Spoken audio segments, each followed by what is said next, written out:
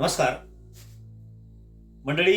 इंदुरीकर महाराज यांनी आपल्या मुलीचा साखरपुडा केला आणि त्या मुद्द्यावरून महाराष्ट्रानं त्यांना ट्रोल केलं. या महाराष्ट्रामध्ये इंदुरीकर महाराज यांच्या या कृतीचं कौतुक करणारे काही लोक आहेत, तर त्याही पेक्षा जास्त लोक हे त्यांची निंदा करणारे आहेत. किमान सोशल मीडियाच्या माध्यमातून तर हे चित्र दिसतंय. या निमित्तानं एक मुद्दा मला मांडला असं वाटतोय की आपण आपली जी विचारसरणी आहे ती कुण्या मार्गाने चालली आहे. आज समाज ज्या दिशेनं जातोय, समाजाला दिशा देणारे जे लोक आहेत, याच लोकांना टार्गेट करायचं असं आपण ठरवलंय का? अगदी मागल्या काळामध्ये प्रेमानंद महाराज यांनी असेल किंवा मग अनिरुद्धाचार्य यांनी असतील सांगितलं, किंवा मुलींच्या बाबतीमध्ये किंवा मग लिव्ह इन रिलेशनशिपच्या बाबतीमध्ये त्यांनी आपलं काही मत मांडलं. त्याही वेळा लोकांनी स्वातंत्र्याच्या नावाखाली अनेक गोष्टी त्यांना ऐकवल्या. जेव्हा मी माझ्या मुलीची गोष्ट करतो त्यावेळेला मला असं वाटतं की माझ्या मुलीनं पूर्ण पेहरावात राहावं, संस्कारात राहावं. परंतु माझ्या नजरेला जे इतर स्त्रिया आहेत, इतरांच्या मुली आहेत, त्या उघड्या नाड्या दिसाव्यात.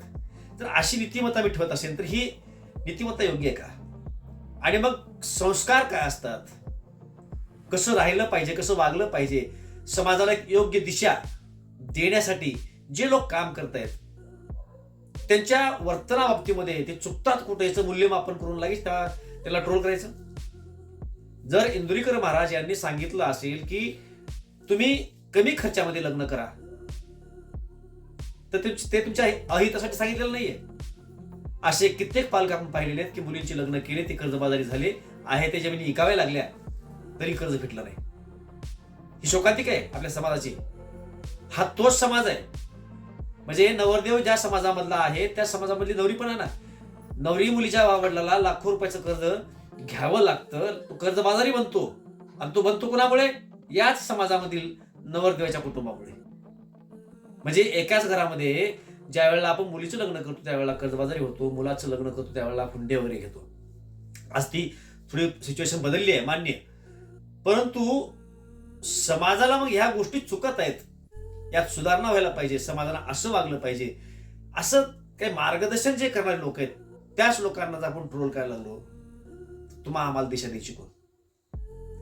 इंदुरीकर महाराज यांच्या मुलीच्या साखरपुड्याच्या मध्ये त्यांनी जे सुरुवातीपासून शेवटपर्यंत जे काय केले ते पहा. इतर लोकांपेक्षा वेगळं आहे. एक नाविन्य त्यांचा आपल्याला खर्च झाला, मान्य. लाखो रुपये त्यांची कमाई आहे. आज कित्येक अनाथालय पोहोचतायत, सांभाळतायत. पोहोचतात म्हणण्यापेक्षा सांभाळतायत, शिक्षण करतायत. शेतकऱ्यांसाठी अनेक लाखो रुपयाचा निधी दिलेला आहे.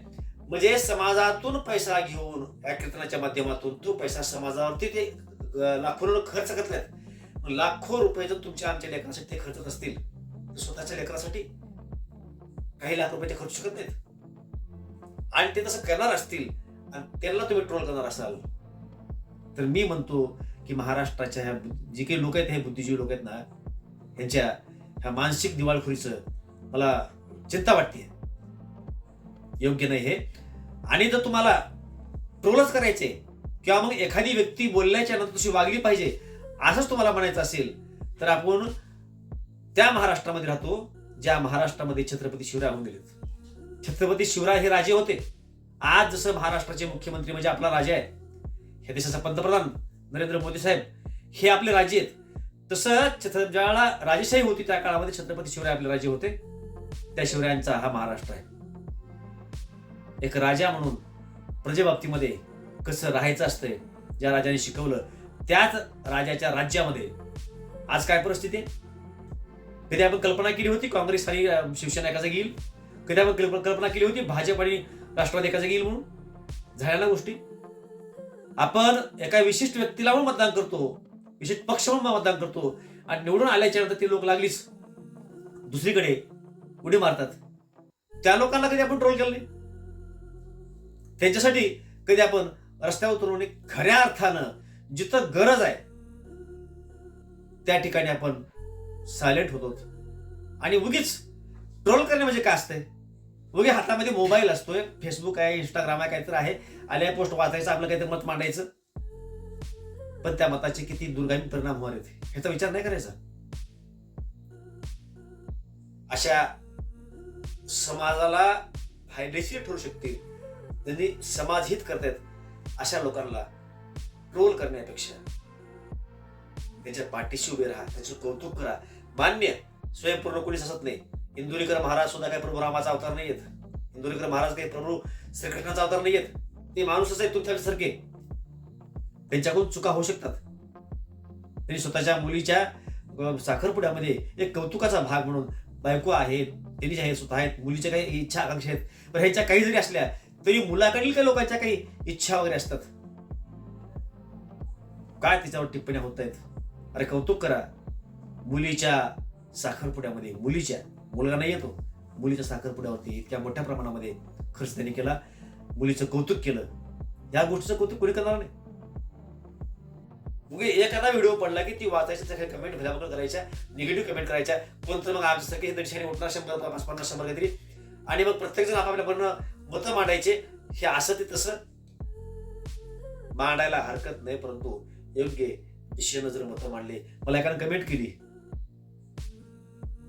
की तुम्हाला हे जे काही वैचारिक मतभेद आहेत ते तुम्हाला कळणार नाहीत. आता हा वैचारिक मतभेदाचा भाग आहे. हा म्हणजे इंदुरीकर महाराज यांच्या बाबतीमध्ये काही लोकांचे वैचारिक मतभेद असतील, ते वैयक्तिक लेवलला असू द्या ना. इंदुरीकर महाराज काही लोकांना आवडत पण नसतील, ते वैयक्तिक लेवलला ठेवा ना. तर सार्वजनिक का करताय? ज्या लोकांच्या आयुष्यामध्ये काही चांगले दिवस त्यांची कीर्तनं ऐकल्यामुळे येत असतील, त्या लोकांना त्यापासून वंचित करण्याचं काम करता तुम्ही. मी प्रश्न फक्त इंदुरीकर महाराजापुरता मांडत नाही, ह्या निमित्तानं हा विषय मांडण्याचा प्रयत्न करतो की असे जे कोणी कीर्तनकार असतील, प्रबोधनकार असतील, अगदी मागल्या काळामध्ये बच्चू कडू यांनी शेतकऱ्याचं आंदोलन उभं केलं. ते मुंबईला गेले, त्यावरती मी व्हिडिओ बनवलेला नाही कारण ते मला पटलं नाही. ते मुंबईला गेले, काही ते खाल्ले पिले हे होतो, काही ते निघाला विषय. परंतु जर प्रत्येक व्यक्तिगत तुम्ही संशयानं पाहणार असाल तर तुमच्यासाठी झटायचं कोण? झटणाऱ्या लोकांच्या पाठीमागं राहता आलं पाहिजे. आणि विनाकारण जर कोणी त्याच्यावर टीका टिप्पणी करत असेल तर त्यामध्ये सहभागी व्हायचं का नाही व्हायचं याचा सुद्धा विचार तुम्हाला आम्हाला करता आला पाहिजे. अन्यथा एक विशिष्ट काळ गेल्याच्या नंतर जी पुढली पिढी आहे ना, म्हणजे आता एक संक्रमण अवस्थेचा काळ म्हणावा लागेल महाराष्ट्राच्या राजकारणामध्ये, समाजकारणामध्ये. संक्रमण अवस्थेचा यापूर्वीचा महाराष्ट्र राजकीय दृष्ट्या, सामाजिक दृष्ट्या वेगळाच होता, आणि इथून पुढल्या काळामध्ये राजकीय दृष्ट्या, सामाजिक दृष्ट्या महाराष्ट्र वेगळाच बनेल. आणि संक्रमणाच्या काळामध्ये तुम्ही आम्ही काय भूमिका निभावली? जे योग्य ते योग्य म्हणलं पाहिजे, जे अयोग्य ते अयोग्य म्हणलं पाहिजे, हे म्हणता न येणं हा सुद्धा गुन्हा आहे. तुम्ही तुमच्या लेकरा बाळासाठी चुकीचा महाराष्ट्र तयार करताय, याचं भान तुम्ही आम्ही सर्वांनी ठेवलं पाहिजे. योग्य गोष्टी स्वागत केलं पाहिजे. चुका माणसाकडून होतात, त्या पदरामध्ये घेता आल्या पाहिजेत. जे चांगलं ते घेण्याचा प्रयत्न करा, जे वाईट ते सोडून द्यायचा प्रयत्न करा. हीच साधू संतांची शिकवण आहे, ह्या महाराष्ट्राची शिकवण आहे. ह्याचं भान आपण ठेवलात तर कदाचित अशा पद्धतीच्या तुझ्या काही चुका आहेत त्या वारंवार होणार नाहीत. जय महाराष्ट्र.